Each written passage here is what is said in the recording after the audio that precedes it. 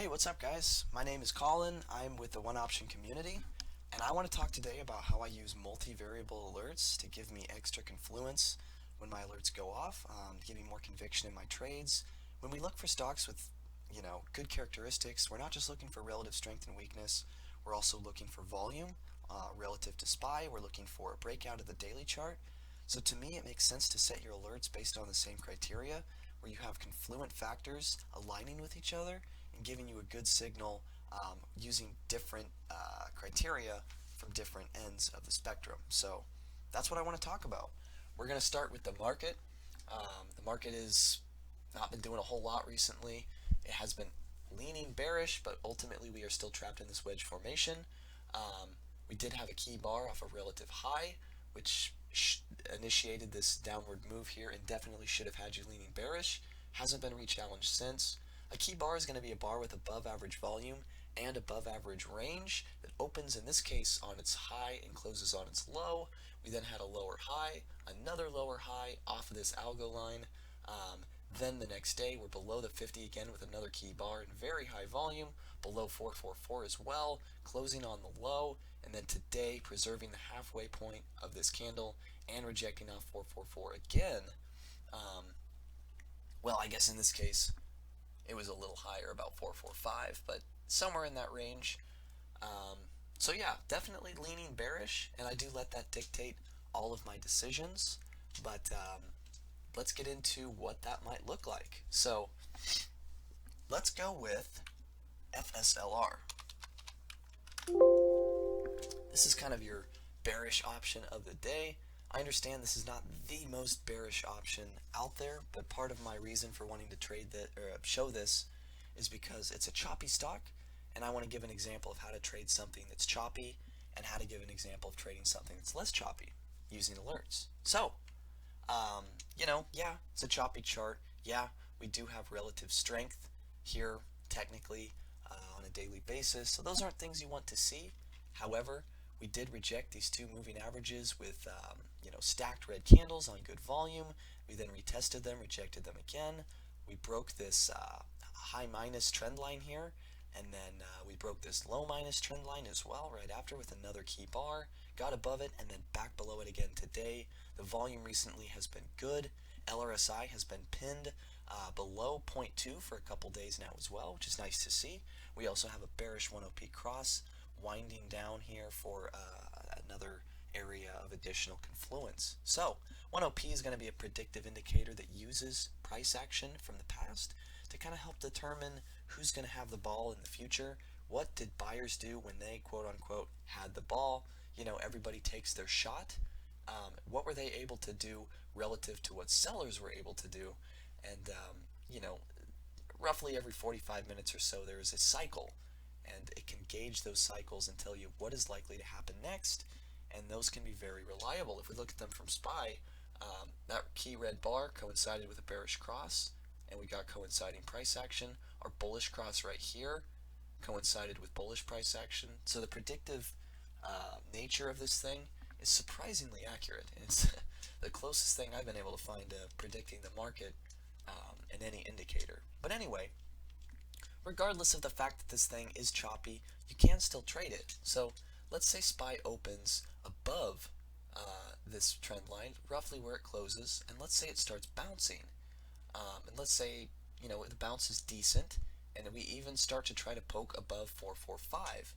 Let's say in the meantime, this thing starts going up, and I did need to mention earlier, we have more horizontal support. In addition to all these trend lines and moving averages that have come into play recently, we have this level of horizontal support at 170 that also got broken today. So let's say if during this SPY bounce that we expect to be benign, because let's say this bounce from SPY comes with mixed overlapping candles of mixed colors, lots of tails above and below body on light volume and an unorganized formation, and we're not able to break this moving average no matter how hard we try.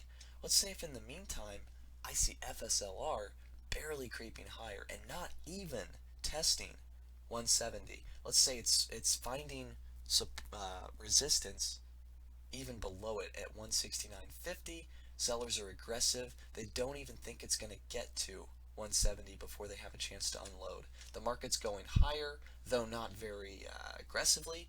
This thing is just fighting every pull that the market is offering to bring it higher. Then, let's say we start to see the market reject off that moving average, given that is the scenario. You want to see this thing start to absolutely explode in the downward direction, confirming the relative weakness it's been having for most of its days, and also giving you a rejection off of a key level, providing you a good entry point. So that's kind of my philosophy on how I would want to trade this. If SPY gaps down below this resistance and starts just absolutely stacking reds, there's probably something out there with a more organized chart that has more organized price action, that's less choppy, that I would rather trade on a momentum move down. But if we see SPY having a benign bounce, well, this thing could set up nicely for a short. Of course, you're going to monitor it, but when you want your alert to go off, you want it to have the proper criteria. So let's go over what that would be. Create alert. I'm going to have to add this window manually because of the way my recording software is set up. So bear with me here.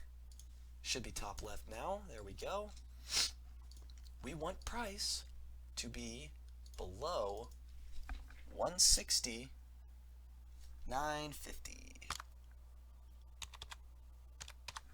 So we're going to add that variable. Again, we're setting it below this level because we want to give sellers the opportunity. We want to be notified if sellers are aggressive before this level, I should say. Near it is one thing, that's fine, but if they're aggressive before it, that is an extra layer of bearish support that this trade gives you. So if we never even touch 170, my alert won't go off because I'm trying to capture too big of a bounce that may not happen. If we get to 170 and my alert's set at 169.50, I'll still be notified. So I would rather have that where I can deduce if any bounce we have into this area is being contested, rather than having it never even get there and I miss my window. So that's why we have it set there. Next, we want to see, let me see here. We want to see it weak versus SPY on a 5-minute basis. Relative strength, weakness, 5-minute. Add. So, that's kind of the core concept of this strategy. If you're going to play a bounce up into resistance, you want to make sure that the move that follows it is angry and aggressive. And that's going to confirm that this thing does have relative weakness, and not just weakness that's coinciding with the market drop after it rejects whatever level it might reject. So, you got to have relative weakness to let you know that the move isn't just going down, it's going down with emphasis. And we're going to stack this with one more variable as well. I want to see volume. So 10 vol on a 5-minute basis, I want that to be present. When this thing's had volume, as it did this day, it did really well. It had some decent volume today, it had a good trend day. So with those three variables, I am rejecting a key horizontal level. I am doing so with more vigor on the way down than what I had on the way up, and I've got the volume behind the move to validate it. So that's a really good short setup in my opinion that you should look for, and you're also getting the bounce out of the way that this thing is otherwise probably going to produce, and you have a good way to play a day, much like you did today, where we had a bounce, the bounce failed, and we got below it, and look at this. We had relative volume, would have gone off right here. We had relative weakness, would have gone off right here. We would have got our signal somewhere around here, and we had a great play off the same criteria as what we selected today.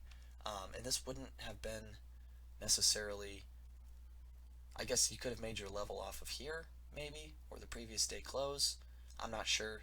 This just kind of happened. I'm not sure it tagged any level in particular, but today we do have a more legitimate level, as you can see over here. So that's how I would play FSLR. I'd rather play it on a bounce, and I'd rather make sure that when that bounce fails, it's really going to go down emphatically as it's been doing recently. So On to the bullish example. I'm going to go with a firm. Now, I picked a firm here. I'm going to move that out of the way. I picked a firm because it's got a different type of chart than what we saw with FSLR. While this thing is still choppy, the moves it makes tend to continue longer, and then when it gets a really good move, it can have some pretty strong trend strength, as we've seen here. Still a lot of chop, but the recent move we had has come on higher volume than what we've seen in the past, and it's had minimal overlap on the way up, and most importantly, we have had relative strength on a daily time frame. So you know that not only is this thing performing well on a 5 or 15 minute basis, it's been performing well all month. And actually, probably most importantly, is the fact that we broke this trend line. It's actually an algo line because it starts on high volume, as you can see this bar. So 1, 2, 3, 4, 8 touches on this trend line, and we finally broke above it today. LRSI has also been pinned at above 0.8, which is great. Again, on point, you want it above 0.8 to stay in bullish trades. You want it below 0.2 to stay in bearish trades. Or this can also work on an entry criteria as well.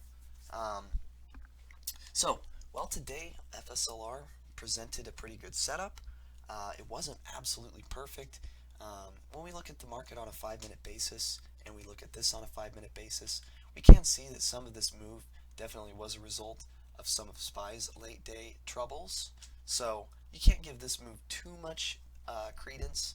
However, we did have a triple top formation. We did have some mixed overlapping candles. We did have several red key bars and decent volume on the drop, as well as a key bar through VWAP that held for half an hour after that. So this thing does have some selling pressure, but ultimately the trend's been way up. The volume, relative strength, and trend line breach has been good so far.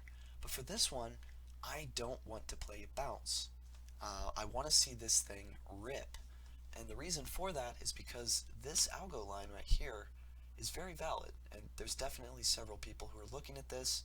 And if you break these trend lines, you want to A, have follow through, and B, you want to do so in an organized fashion, and C, you want to do it on heavy volume. So what type of variables might we look at for that to happen? Well, first of all, you've got to get above 2562. So I'm going to create another alert here, a price alert. I will have to add that window manually again because of my recording software. There we go. Price. When it goes above 2562, I want to know. So that's the high of this. But we don't want it to just break above this level. We want it to do so in an organized fashion like what we saw here. We don't want to see it doing any of this crap. And what happens when we get these types of moves is LRSI on a 15-minute basis isn't likely to be very forgiving. Particularly in this instance, the reason why we're going to select LRSI on a 15-minute basis, well, I'll just go over it here after the fact. But that's what we're going to do. 15-minute basis, we want it above 0.8, we're going to add that. And finally, if you're going to breach a trend line of this magnitude, you need not just not just follow through, not just continuation, but you need volume. So we're also going to add 10 vol on a 5-minute basis.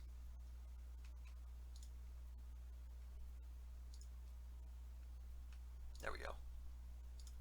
So now we have volume on a 5-minute basis, we have price above the previous day high, and we have LRSI on a 15-minute basis greater than 0.8. So let me go over that.